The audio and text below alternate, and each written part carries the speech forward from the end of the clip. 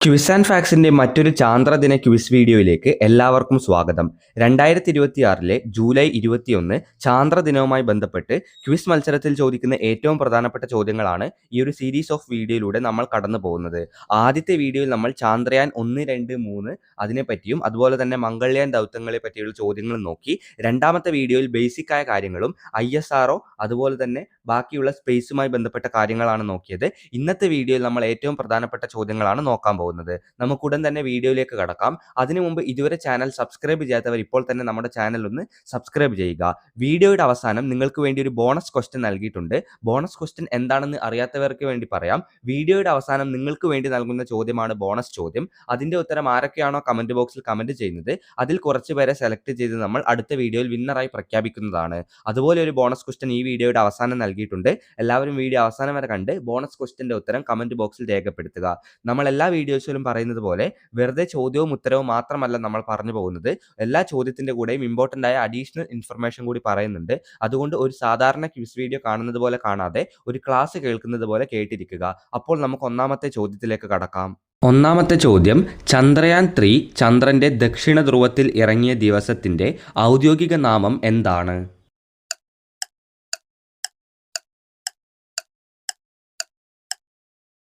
ഉത്തരം ദേശീയ ബഹിരാകാശ ദിനം. എന്നാണ് ദേശീയ ബഹിരാകാശ ദിനം എന്നും ചോദിക്കാൻ സാധ്യതയുണ്ട്. ഉത്തരം ഓഗസ്റ്റ് 23 ഓർത്തിരിക്കുക. ഓഗസ്റ്റ് 23 ദേശീയ ബഹിരാകാശ ദിനമായി നാഷണൽ സ്പേസ് ഡേ ആയി ഭാരത സർക്കാർ പ്രഖ്യാപിക്കുകയുണ്ടായി.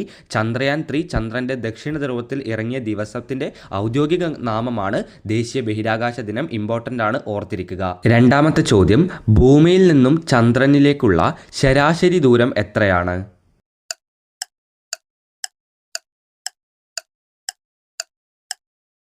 ഉത്തരം 3,84,400 കിലോമീറ്റർ. ഇത് കൃത്യമായൊരളവല്ല. ഇതെന്താണ്? ഒരു ശരാശരി ദൂരമാണ്. ഇതിന് കാരണം ഭൂമിയുടെ ഭ്രമണപഥം കൃത്യമായൊരു വൃത്തമല്ല, അല്ലെങ്കിൽ ഒരു സർക്കിൾ അല്ല എന്ന് നിങ്ങൾക്കറിയാം. അതുകൊണ്ട് തന്നെ ദൂരത്തിൽ എന്തുണ്ടാവാം? മാറ്റമുണ്ടാവാൻ സാധ്യതയുണ്ട്. ഇതൊരു ശരാശരി ദൂരമാണ്. ഉത്തരം 3,84,400 കിലോമീറ്റർ. മൂന്നാമത്തെ ചോദ്യം, ചന്ദ്രയാൻ 3 വിക്ഷേപിക്കാൻ ഉപയോഗിച്ച റോക്കറ്റ് ഏതാണ്?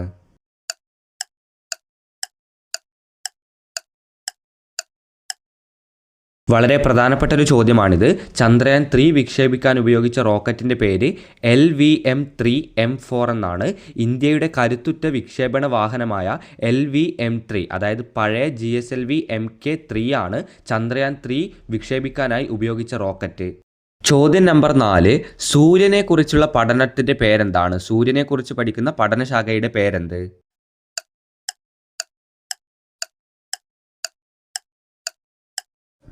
ഉത്തരം ഹീലിയോളജി. ഇതും വളരെ പ്രധാനപ്പെട്ട ചോദ്യത്തിൽ ഒന്നാണ്.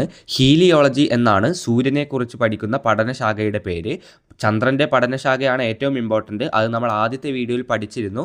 സെലനോളജി എന്നാണ് ചന്ദ്രനെക്കുറിച്ച് പഠിക്കുന്ന പഠനശാഖയുടെ പേര്. സൂര്യനെക്കുറിച്ച് പഠിക്കുന്ന പഠനശാഖയുടെ പേര് ഹീലിയോളജി. രണ്ടും ഓർത്തിരിക്കുക.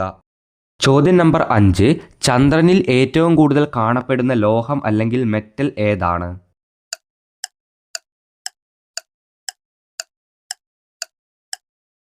ഉത്തരം ടൈറ്റാനിയം. ചന്ദ്രനിൽ ഏറ്റവും കൂടുതൽ കാണപ്പെടുന്ന ലോഹം അല്ലെങ്കിൽ മെറ്റൽ ടൈറ്റാനിയമാണ്. ചന്ദ്രനിലെ പാറകളിൽ ഭൂമിയിലുള്ളതിനേക്കാൾ അധികമായി ടൈറ്റാനിയം ഓക്സൈഡിൻ്റെ സാന്നിധ്യം കാണപ്പെടുന്നു. അങ്ങനെ നോക്കുകയാണെങ്കിൽ ഉത്തരം ടൈറ്റാനിയമാണ്. അഡീഷണൽ ഇൻഫർമേഷനായി ഓർത്തിരിക്കുക, നമ്മുടെ ഭൂമിയുടെ സർഫസിൽ ഏറ്റവും കൂടുതൽ കാണപ്പെടുന്ന ലോഹം അലൂമിനിയമാണ്.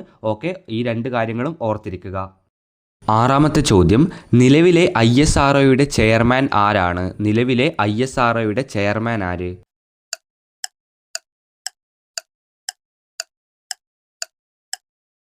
ഉത്തരം ഡോക്ടർ വി നാരായണൻ. 2025 ജനുവരി 13 ഇദ്ദേഹം ISROയുടെ ചെയർമാനായി മാറിയത്. ഉത്തരം ഡോക്ടർ വി നാരായണൻ. ഇതിന് തൊട്ട് മുമ്പ് ആരായിരുന്നുവെന്ന് നിങ്ങൾക്കറിയാം. ഡോക്ടർ എസ് സോമനാഥ് ആയിരുന്നു. അദ്ദേഹത്തിന് ശേഷം 2025 ജനുവരി 13 ഡോക്ടർ വി നാരായണൻ ISROയുടെ ചെയർമാനായി മാറുന്നത്. ചോദ്യം നമ്പർ 7, അപ്പോളോ 11 എന്ന പേടകത്തിൻ്റെ ലാൻഡറിൻ്റെ പേരെന്തായിരുന്നു?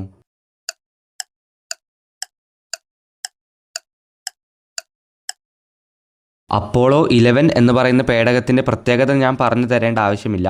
ആദ്യമായി മനുഷ്യനെ ചന്ദ്രനിലേക്ക് എത്തിച്ച ആ ഒരു പേടകത്തിൻ്റെ പേരാണ് അപ്പോളോ 11. അതിൻ്റെ ലാൻഡറിൻ്റെ പേര് വളരെ ഇമ്പോർട്ടൻ്റ് ആണ്. ഈഗിൾ എന്നാണ് ആ ഒരു ലാൻഡറിൻ്റെ പേര്. ചന്ദ്രനിൽ ഇറങ്ങിയ ഭാഗത്തിന് ഈഗിൾ എന്നാണ് നാസ പേര് നൽകിയിരിക്കുന്നത് എന്ന് ഓർത്തിരിക്കുക. എട്ടാമത്തെ ചോദ്യത്തിലേക്ക് കടക്കുന്നു. ചന്ദ്രയാൻ 3 ദൗത്യത്തിലെ റോവറിന് എത്ര ചക്രങ്ങളാണ് ഉണ്ടായിരുന്നത്?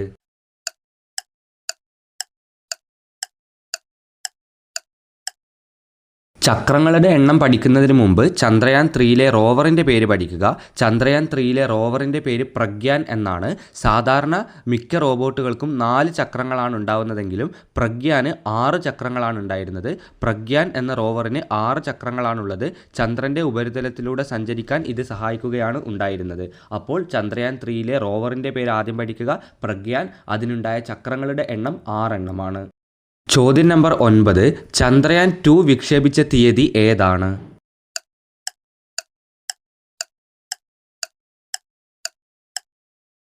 ചന്ദ്രയാൻ 1ഉം 2ഉം 3ഉം വിക്ഷേപിച്ച തീയതികളൊക്കെ ഓർത്തിരിക്കുക. ചന്ദ്രയാൻ 2 വിക്ഷേപിച്ച തീയതി 2019 ജൂലൈ 22 ശ്രീഹരിക്കോട്ടയിലെ സതീഷ് ധവാൻ ബഹിരാകാശ കേന്ദ്രത്തിൽ നിന്നാണ് ഇത് വിക്ഷേപിച്ചത് എന്നുകൂടി ഓർത്തിരിക്കുക. അടുത്ത ചോദ്യത്തിലേക്ക് കടക്കുന്നു. പ്രകാശത്തിൻ്റെ വേഗത എത്രയാണ്? കൃത്യമായ വാല്യൂ അല്ലെങ്കിൽ കൂടി ഒരു ഏകദേശ വാല്യൂ പറയുക.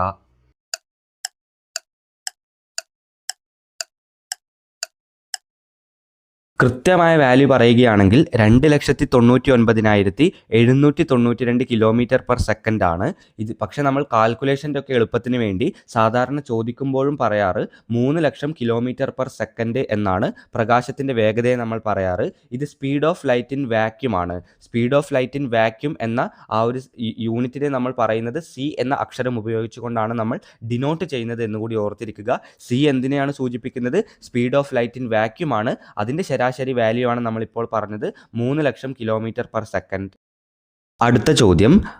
ചന്ദ്രയാൻ 1ൻ്റെ മൂൺ ഇമ്പാക്റ്റ് പ്രോബ് അല്ലെങ്കിൽ MIP പതിച്ച ഇടത്തിൻ്റെ പേരെന്താണ്?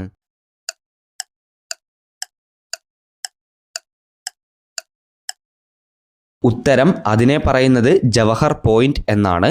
ചന്ദ്രയാൻ 1ൻ്റെ മൂൺ ഇമ്പാക്റ്റ് പ്രോബ് പതിച്ച സ്ഥലത്തിന് നമ്മൾ വിളിക്കുന്ന പേര് ജവഹർ പോയിന്റ്. ചോദ്യം നമ്പർ 12. സതീഷ് ധവാൻ ബഹിരാകാശ കേന്ദ്രം എവിടെയാണ് സ്ഥിതി ചെയ്യുന്നത്? സ്റ്റേറ്റിൻ്റെ പേരും സ്ഥലത്തിൻ്റെ പേരും പറയുക.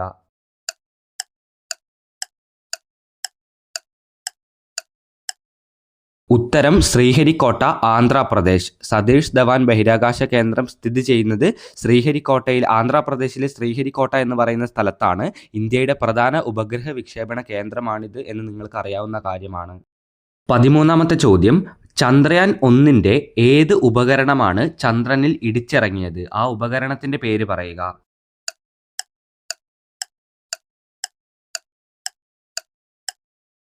ഉത്തരം നമ്മൾ തൊട്ട് മുമ്പ് പറഞ്ഞ മൂൺ ഇമ്പാക്റ്റ് പ്രോബ് അല്ലെങ്കിൽ MIP ആണ്. ചന്ദ്രയാൻ 1ൻ്റെ ഏത് ഉപകരണമാണ് ചന്ദ്രനിൽ ഇറങ്ങിയത് എന്ന് ചോദിച്ചാൽ ഉത്തരം മൂൺ ഇമ്പാക്റ്റ് പ്രോബ്. അടുത്ത ചോദ്യം. ചന്ദ്രനിലെ വലിയ ഗർത്തങ്ങൾ അല്ലെങ്കിൽ ക്രൈറ്റേഴ്സ് എന്ന് നമ്മൾ വിളിക്കുന്ന ഈ ഗർത്തങ്ങൾ ഉണ്ടാകാൻ കാരണമെന്താണ്?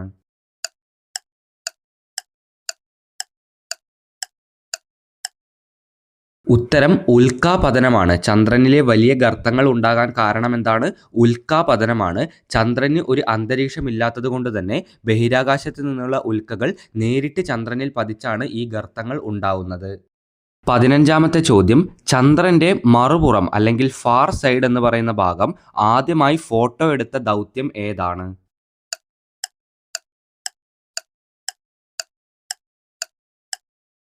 ചന്ദ്രൻ്റെ മറുപുറം അല്ലെങ്കിൽ ഫാർ സൈഡ് എന്നൊക്കെ വിളിക്കുന്ന ആ ഒരു ഭാഗം ആദ്യമായി ഫോട്ടോ എടുത്ത സ്പേസ് മിഷൻ ഏതാണ്? ലൂണ 3 ആണ്. 1959 സോവിയറ്റ് യൂണിയൻ്റെ ലൂണ 3 എന്ന് പറയുന്ന മിഷനാണ് നമുക്ക് ഭൂമിയിൽ നിന്ന് കാണാൻ പറ്റാത്ത ചന്ദ്രൻ്റെ ഭാഗം ആദ്യമായി കാണിച്ചു തന്നത്. ആര്യഭട്ടയ്ക്ക് ശേഷം ഇന്ത്യയിൽ നിന്ന് വിക്ഷേപിച്ച അടുത്ത ഉപഗ്രഹവും ഇന്ത്യയുടെ ആദ്യത്തെ റിമോട്ട് സെൻസിംഗ് ഉപഗ്രഹവുമായ ആ ഉപഗ്രഹം അല്ലെങ്കിൽ സാറ്റലൈറ്റിൻ്റെ പേരെന്താണ്?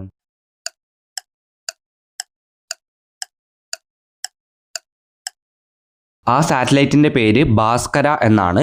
2 പ്രത്യേകതകളാണ് ഭാസ്കര എന്ന ഈ ഒരു ഉപഗ്രഹത്തിനുള്ളത്. ഒന്നാമത്തേത് ഇത് ഇന്ത്യയുടെ ആദ്യത്തെ റിമോട്ട് സെൻസിംഗ് ഉപഗ്രഹമാണ്. രണ്ടാമത്തെ പ്രത്യേകത ആര്യഭട്ടയ്ക്ക് ശേഷം, ആര്യഭട്ടയാണ് 1975 സോവിയറ്റ് യൂണിയൻ്റെ സഹായത്തോടെ ഇന്ത്യ ആര്യഭട്ടയാണ് ആദ്യമായി വിക്ഷേപിച്ച ഉപഗ്രഹം. അതിനുശേഷം ഇന്ത്യ വിക്ഷേപിച്ച രണ്ടാമത്തെ ഉപഗ്രഹമാണ് ഭാസ്കര. ഭാസ്കര എന്ന ഈ ഉപഗ്രഹത്തിൻ്റെ 2 പ്രത്യേകതകളും ഓർത്തിരിക്കുക. അടുത്ത ചോദ്യം ഇതാണ്: ചന്ദ്രനിലെ പകൽ ഏകദേശം എത്ര ദിവസമാണ്?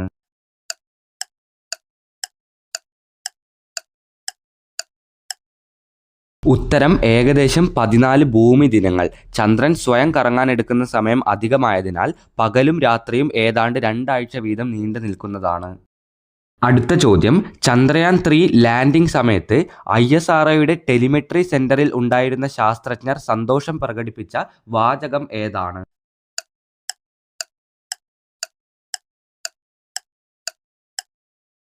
ഉത്തരം India is on the moon. India is on the moon എന്നാണ് ആ ഒരു വാചകം. ലാൻഡർ സോഫ്റ്റ് ലാൻഡ് ചെയ്ത ഉടനെ മിഷൻ കൺട്രോളിൽ നിന്നും ഉയർന്ന ഔദ്യോഗിക പ്രഖ്യാപനമാണിത്. പ്രധാനപ്പെട്ട ഒരു ചോദ്യമാണ്. ഉത്തരം India is on the moon. വീഡിയോയിലെ 19ാമത്തെ ചോദ്യം: ചന്ദ്രയാൻ 2 ലാൻഡർ സോഫ്റ്റ് ലാൻഡ് ചെയ്യാൻ പരാജയപ്പെട്ടത് എന്തുകൊണ്ടാണ്?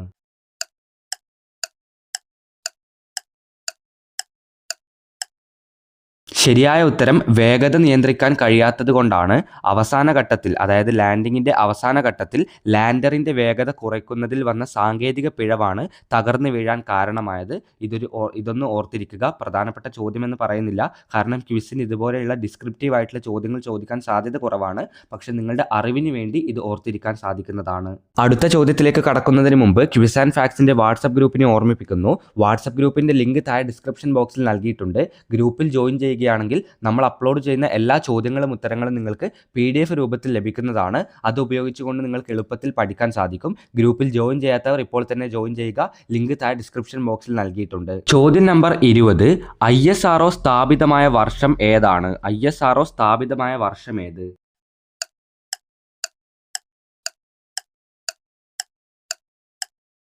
ഉത്തരം 1969. വിക്രം സാരാഭായിയുടെ നേതൃത്വത്തിൽ ഓഗസ്റ്റ് 15, 1969 ISRO രൂപീകരിച്ചത്. വർഷം ഓർത്തിരിക്കുക 1969. ദിവസം ഓർത്തിരിക്കാൻ എളുപ്പമാണ്. 1969 ഇൻഡിപെൻഡൻസ് ഡേയിലാണ് ISRO സ്ഥാപിതമായത് എന്ന് നിങ്ങൾക്ക് എളുപ്പത്തിൽ ഓർത്തിരിക്കാൻ സാധിക്കും. എളുപ്പമുള്ള ചോദ്യമാണ് ഇന്നത്തെ വീഡിയോയിലെ ബോണസ് ചോദ്യം. മനുഷ്യൻ ആദ്യമായി ചന്ദ്രനിൽ ഇറങ്ങിയ വർഷം ഏതാണ്? നമ്മുടെ മുമ്പുള്ള വീഡിയോസിൽ പറഞ്ഞ ഒരു ചോദ്യം തന്നെയാണിത്. ഉത്തരം അറിയുന്ന എല്ലാവരും എന്ത് ചെയ്യുക? ഉത്തരം കമൻറ്റ് ചെയ്യുക. ഉത്തരത്തിൻ്റെ കൂടെ നിങ്ങളുടെ പേര് കൂടി രേഖപ്പെടുത്താൻ മറക്കരുത്. കുറേ കുട്ടികൾ ഉത്തരം പറയുന്നുണ്ടെങ്കിലും അവരുടെ പേര് പറയുന്നില്ല. അപ്പോൾ ഇതാണ് ഇന്നത്തെ വീഡിയോയിലെ ബോണസ് ചോദ്യം: മനുഷ്യൻ ആദ്യമായി ചന്ദ്രനിൽ ഇറങ്ങിയ വർഷം ഏതാണ്? അപ്പോൾ എല്ലാവരും ഉത്തരം കമൻറ്റ് ചെയ്യുക. നമുക്ക് നമ്മുടെ കഴിഞ്ഞ ചന്ദ്രദിന ക്വിസ് വീഡിയോയിലെ ബോണസ് ക്വസ്റ്റ്യൻ്റെ ഉത്തരവും വിന്നേഴ്സും ആരൊക്കെയാണെന്ന് നോക്കാം. നമ്മുടെ കഴിഞ്ഞ വീഡിയോയിലെ ബോണസ് ചോദ്യം ഇതായിരുന്നു: ISROയുടെ പൂർണ്ണ രൂപം എന്താണ്? ഉത്തരം ഇന്ത്യൻ സ്പേസ് റിസർച്ച് ഓർഗനൈസേഷൻ എന്നാണ്. സിമ്പിളായൊരു ചോദ്യമായിരുന്നു നമ്മുടെ കഴിഞ്ഞ വീഡിയോയിലെ ബോണസ് ചോദ്യം. അപ്പോൾ ഉത്തരം കമൻറ്റ് ചെയ്ത വിന്നേഴ്സ്, സെലക്ട് ചെയ്യപ്പെട്ട വിന്നേഴ്സ് ആരൊക്കെയാണെന്ന് നോക്കാം. നമ്മുടെ കഴിഞ്ഞ വീഡിയോയിലെ ബോണസ് ക്വസ്റ്റ്യൻ്റെ സെലക്ട് ചെയ്യപ്പെട്ട വിന്നേഴ്സ് ഇവരൊക്കെയാണ്: ആഗ്നയ EP, Devajit K, Nivin Krishna P, വാഹില Nazim, Vaiga, ഫൽസ മെഹിബിൻ, അതുപോലെ തന്നെ ശിവനന്ദ് S, ആദിശങ്കർ, അഷ്മിറ ശ്രീജിത്ത്, റംസാൻ, ദയാകൃഷ്ണ, സർത്താജ ഫർഹീൻ, അതുപോലെ അഷ്ടമി, യഹ്യ M, കോവിലകം വേദ എന്നിവരാണ് നമ്മുടെ കഴിഞ്ഞ വീഡിയോയിലെ ബോണസ് ക്വസ്റ്റ്യൻ്റെ വിന്നേഴ്സ്. ഇതേപോലെ ഒരു ബോണസ് ക്വസ്റ്റ്യനാണ് നമ്മൾ തൊട്ട് മുമ്പ് പറഞ്ഞത്.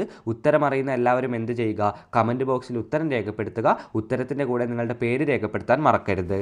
അപ്പോൾ ചാന്ദ്രദിനവുമായി ബന്ധപ്പെട്ട് നമ്മൾ അപ്ലോഡ് ചെയ്യുന്ന 3ാമത്തെ വീഡിയോ ഇവിടെ വെച്ച് അവസാനിപ്പിക്കുകയാണ്. ധാരാളം ചോദ്യങ്ങളും അതുപോലെ തന്നെ ചോദ്യത്തിൻ്റെ കൂടെ കൂടുതൽ അഡീഷണൽ ഇൻഫർമേഷനും നമ്മൾ ഇന്നത്തെ വീഡിയോയിലൂടെ കവർ ചെയ്തിട്ടുണ്ട്. അപ്പോൾ ഇന്നത്തെ വീഡിയോ നിങ്ങൾക്ക് ഉപകാരപ്പെട്ടു എന്ന് വിശ്വസിക്കുന്നു. ഉപകാരപ്പെട്ടെങ്കിൽ താഴെ കമൻറ്റ് ബോക്സിൽ പറയുക. ബോണസ് ക്വസ്റ്റ്യൻ്റെ ഉത്തരം കമൻറ്റ് ബോക്സിൽ നിർബന്ധമായും കൊടുത്തിരിക്കുക. അപ്പോൾ ഈ ഒരു വീഡിയോ അവസാനം വരെ കണ്ട എല്ലാവർക്കും നന്ദി, നമസ്കാരം. നമ്മുടെ വാട്സപ്പ് ഗ്രൂപ്പിൽ ജോയിൻ ചെയ്യാൻ ബാക്കിയുണ്ടെങ്കിൽ ഇപ്പോൾ തന്നെ ജോയിൻ ചെയ്യുക. ഇതുപോലെയുള്ള വീഡിയോകൾക്ക് വേണ്ടി ചാനൽ ഇപ്പോൾ തന്നെ സബ്സ്ക്രൈബ് ചെയ്യാൻ മറക്കരുത്.